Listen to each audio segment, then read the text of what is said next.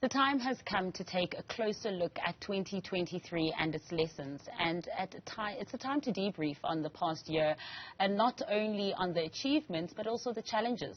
For more on how to navigate this process, I am joined now by Charissa Bloomberg, clinical psychologist. Charissa, thank you so much for joining us this afternoon.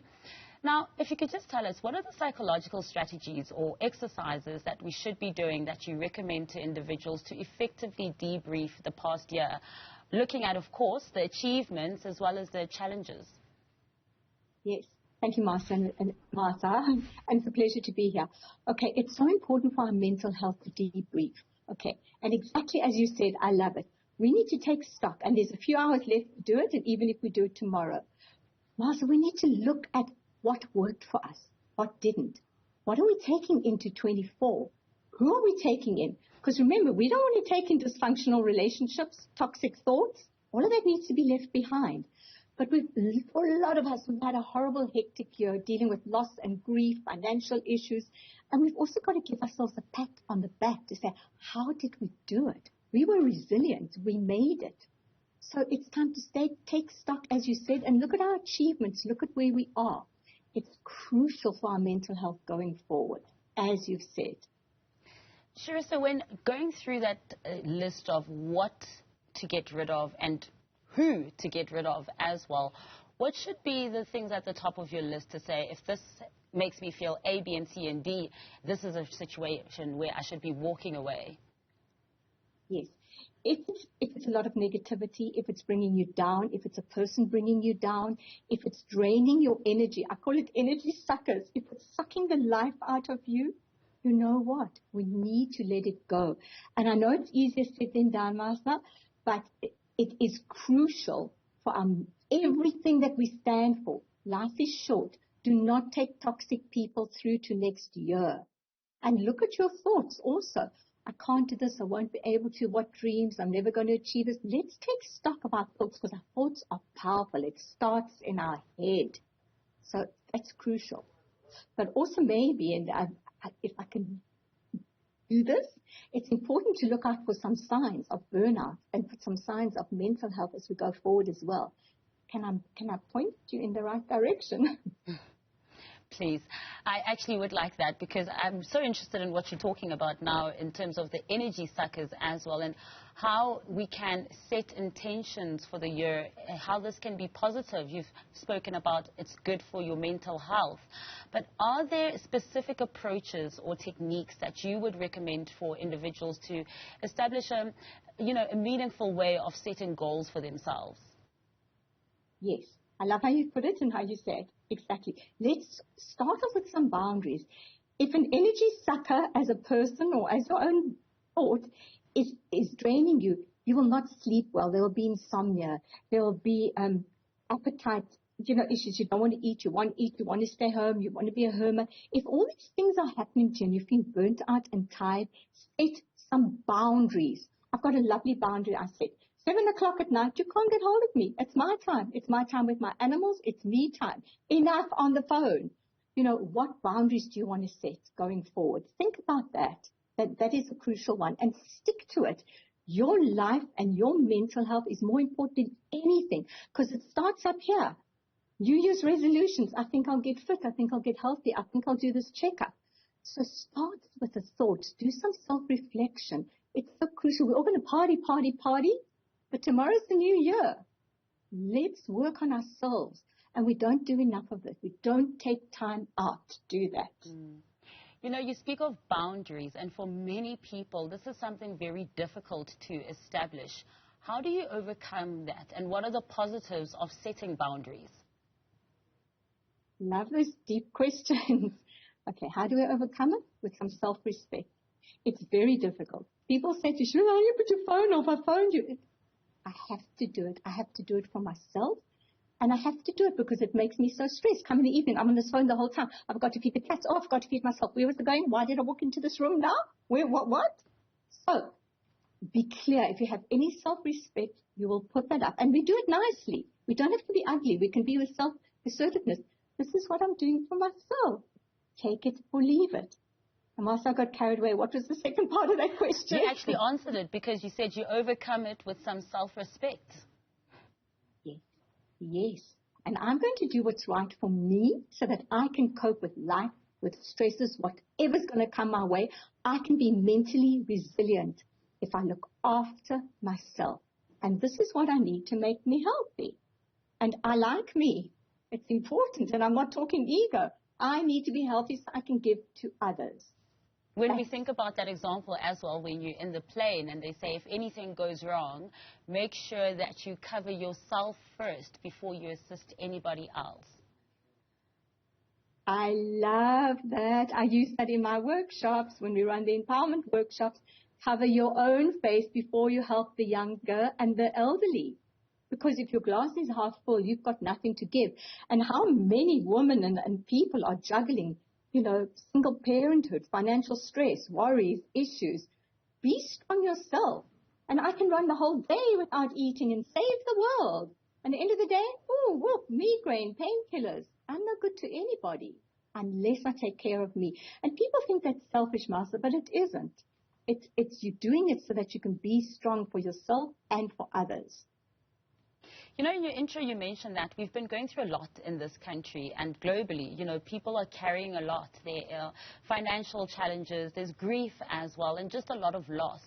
In cases where individuals may be carrying emotional baggage from the past year, what therapeutic strategies or mindset shifts do you suggest for a healthy emotional start to the new year? Excellent questions you're asking. For a start, get support. Masters, do you know that at this time of year, suicide is high? In December, in the festive season, it's the highest suicide rates, I actually want to say in the world, because people are struggling without their loved ones. So for a start, reach out to somebody. Please, a support system, an anonymous, there's so many online, like Sadak, an anonymous place that can help you. Reach out. Do not sit alone. And what I want to say to everybody else, this is the time for giving. We've forgotten how to have empathy. Let's reach out to someone. If you know they're alone, if you know that they're alone, reach out to someone. Ask, are you okay? Check in. Show kindness. Please. We've forgotten how to do that as a community. Please be there for others. That would be my message. And get help. Yeah, absolutely. How do we release the old baggage to make sure that we start afresh in 2024? Because for many people, taking stock also means realizing that some of those resolutions that you set for yourself for 2023, they didn't come true. And it might be very disappointing for some. Yes. Now, excellent question. We have to do the work. We have to feel the pain. We have to write it. We have to talk about it. We have to journal it. We have to feel it. I speak quite openly that I had an ex-business partner who was dishonest, and I won't say more. What I've lost is almost everything in my life. And I have to decide, am I taking that with me next year? Revenge. What am I going to do and how am I going to work on it? I'm going to write it down. I'm going to realize that I'm more important and I'm bigger than this. I'm going to realize I'm resilient. So we have to own it, feel the pain, cry, scream, shout, and then, right, I'm letting it go. I'm moving forward and nothing and no one's going to get me down. I'm not quite sure if that answered your question, but it takes work to work on what's happened to us. But I was speaking to so many people in this afternoon as well. Everyone's gone through pain, but you put your big girl panties on or your men's whatever it is, and we get up there and we've got to just do it. We've got to just do it for ourselves and for our families and for everything else. We've got to move forward. We only have a couple of hours left until 2023 is done and dusted. If you haven't had the time to take stock and reflect yet, how much more time do you have? Can you still endeavor on this project on the 3rd of January? Love the question. It's never too late. Do it on the 3rd, do it on the 4th, do it on the first week in January. Do it in January. Just do it. Spend some time in nature, put some relaxing music on, do some writing, and ask yourself, where am I going? What am I doing? What dreams am I still haven't fulfilled? What dreams do I want to take with me to the grave, God forbid? Sit down and ask yourself some questions. Do it for yourself. It's so empowering, and it's so important for your self-confidence as well. It's never too late, Master. Good question. Never too late. You know, mental health has become extremely topical for all the right reasons, particularly in recent years. From your experience as well, are you finding that people and also corporates are taking it far more seriously than they used to? Yes, but not enough. Mental health issues has become a pandemic. It started during COVID, and it's just, there's so many people struggling. And I'm not talking about just mental illnesses, Asa. I'm talking about just issues that have come to us that we're not coping with. Just some traits, just some burnout, some exhaustion, just not coping with everyday life, just being sick too often. It's not enough in the corporate world, and I'm starting to get involved with Employees Assistance Program because people are not referring your employees outwards as well, outside, to get help. And there mustn't be a stigma attached. We've all got highs and lows. We've all got anxiety. We've all hit depression. We just got to look for ourselves before it's too late, and then we spiral down. For anyone who's reluctant to get help, how would you convince them to do so? How important is this, and what are the disadvantages of not seeking that help? Good question. Let's start with the disadvantages. It builds. Oh, it's a small little issue, and then I'm not coping, and I'm not coping, until one day, you actually have a mental meltdown, or you do something irrational, or you say something to someone that you can never get back.